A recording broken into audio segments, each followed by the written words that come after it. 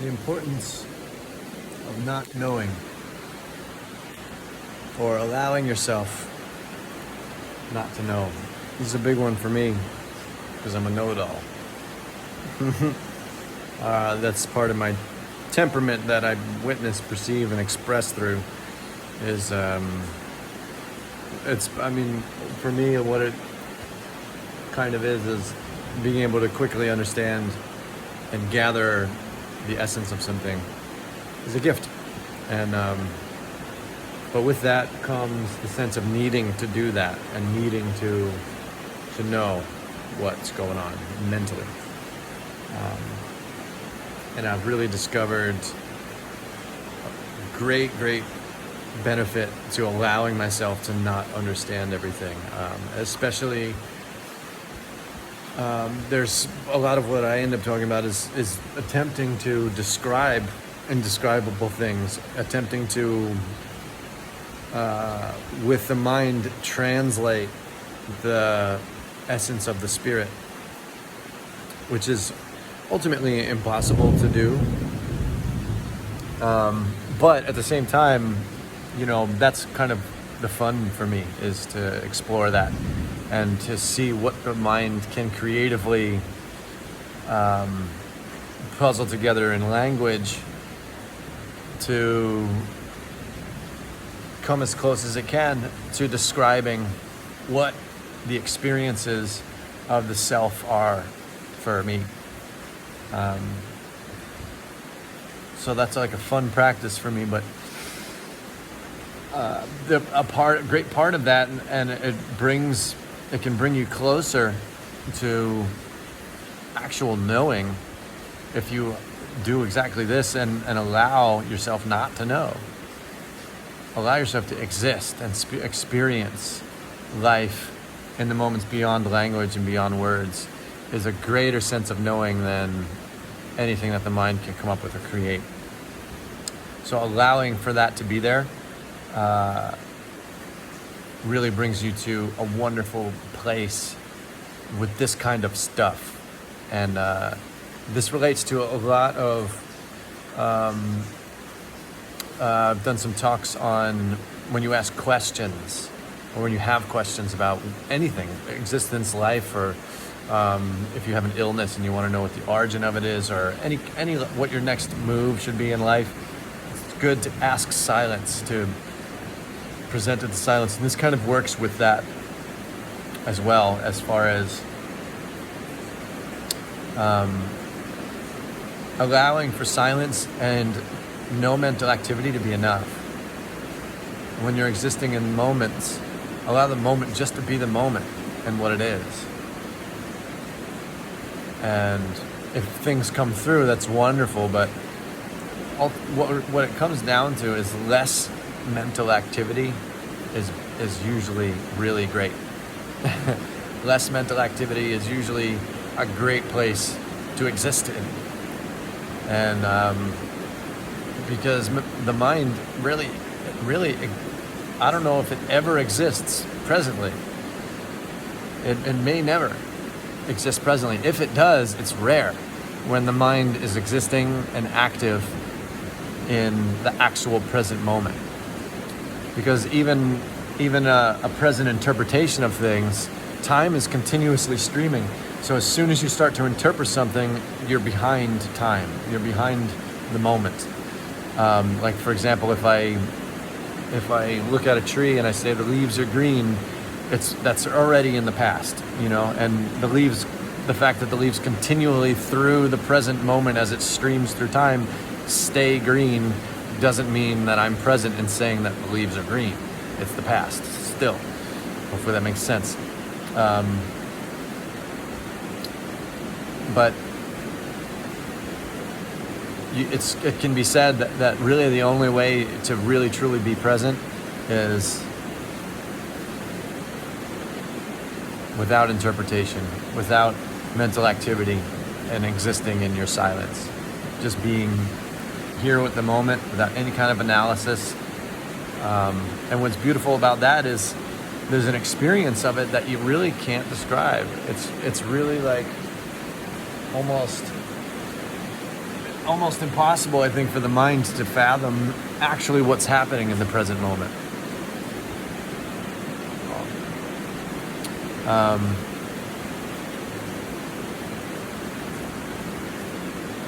Which is okay, and that's kind of what this is about, is allowing the mind to be okay with not being active, and to be okay with not climbing onto the present moment and trying to grab a hold of like a piece of it and analyze it, you know.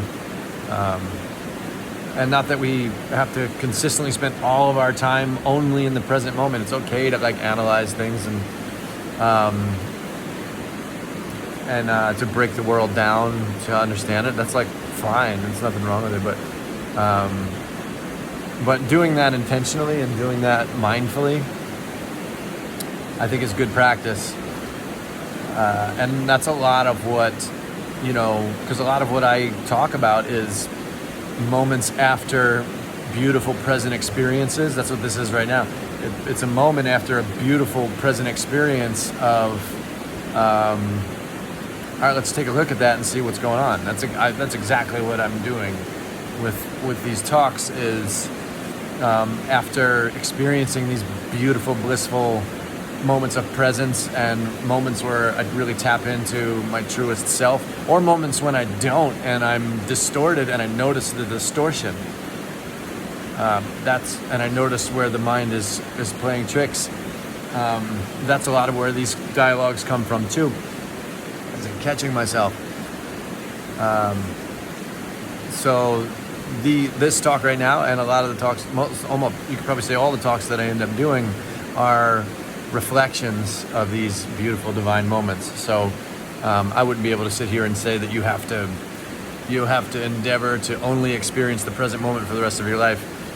I would be a hypocrite in saying that, because I'm doing the opposite. You know, I'm experiencing those moments and then sharing reflections of those moments with whoever cares to listen, which is lovely. It's beautiful. This has become really a great part of my spiritual practice, and these talks have really helped me to open up and allow the mind to be open to what's going on in the experience, and to receive them better. And today for me was allowing myself not to know. And it's a beautiful feeling to not have to do anything, to not have to control anything,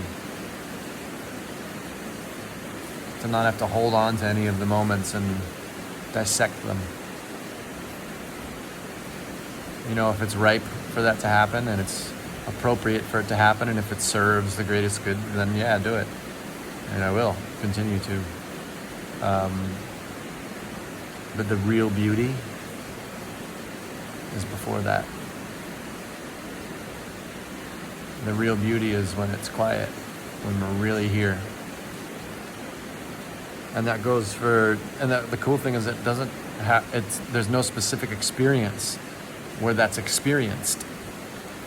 You know, that can be experienced right now, whenever and whatever the now is. So whether the now for you looks like, you know, lotus position with your eyes closed and focusing on your third eye, great. Or if it's you, you know, buying a bag of plantain chips at the grocery store, it can happen there too. It can happen when you're brushing your teeth in the morning. It can happen when you're making love to your soulmate. It can happen when you're cooking food. It can happen when you're walking a dog. You know, enlightenment's always available every moment of your life. You don't need anything. The only thing we do need sometimes is things that help break down what blocks us, our openness, what blocks us from being open. I suppose that's where a process might be necessary. I think it was Rumi who wrote, don't seek love, but seek, you know, the walls that you have up against love, that you've built up against it. And that goes the same with yourself. The true self and love are synonymous. And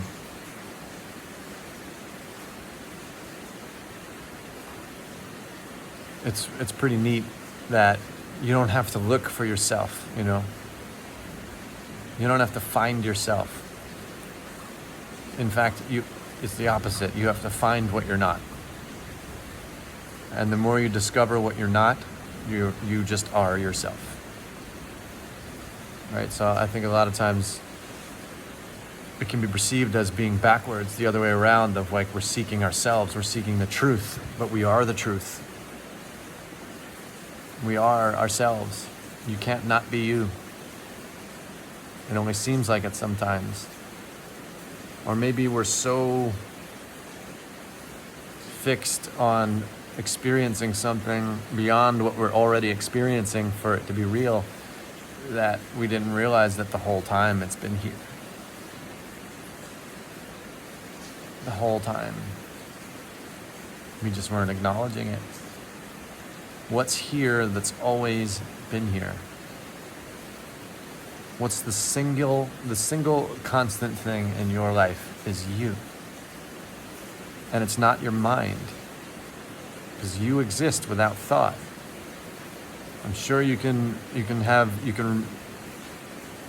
remember even moments where you weren't thinking, but you still exist. And if you can't remember any, you can do it right now. You can exist and notice what's watching my thoughts. There has to be something there to perceive what's perceivable. That's you, and that's always there. No matter what, even when you're sleeping, that's still there, and it's the same exact presence.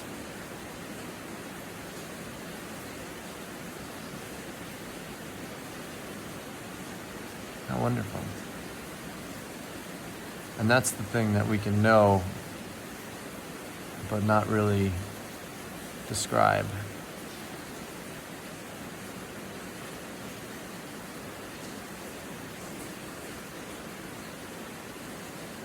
What do you think?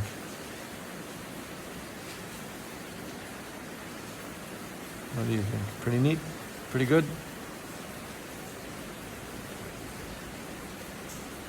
These are good things to try. These are good things to inquire about our lives. I always say, what else are we going to do with our time? Might as well unravel ourselves. Might as well dig deep and discover the subtle realities of our existence. Might as well know ourselves, truly. Might as well. And why? Because that's where we really find joy.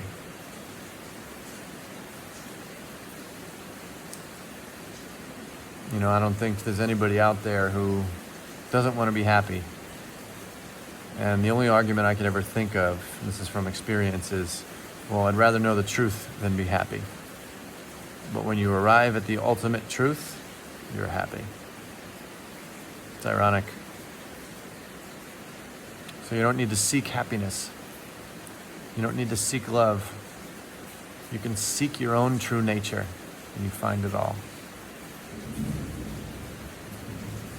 You can seek your own true nature, and you'll find it all.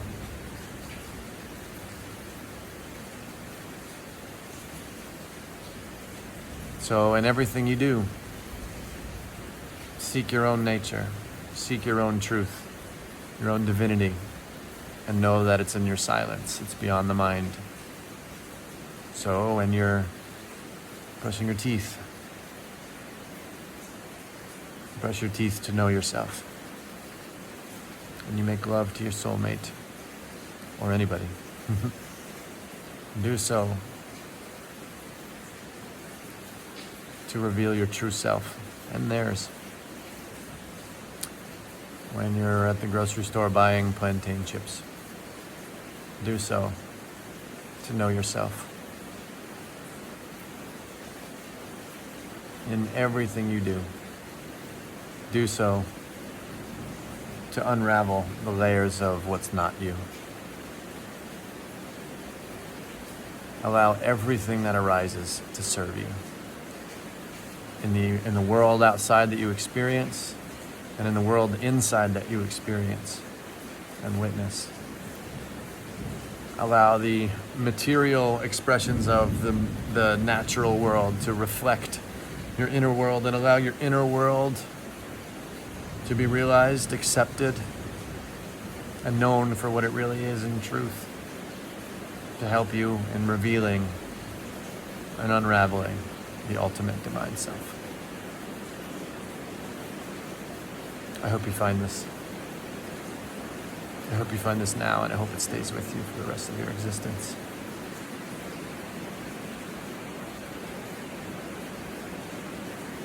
I wish you abundant self-realization.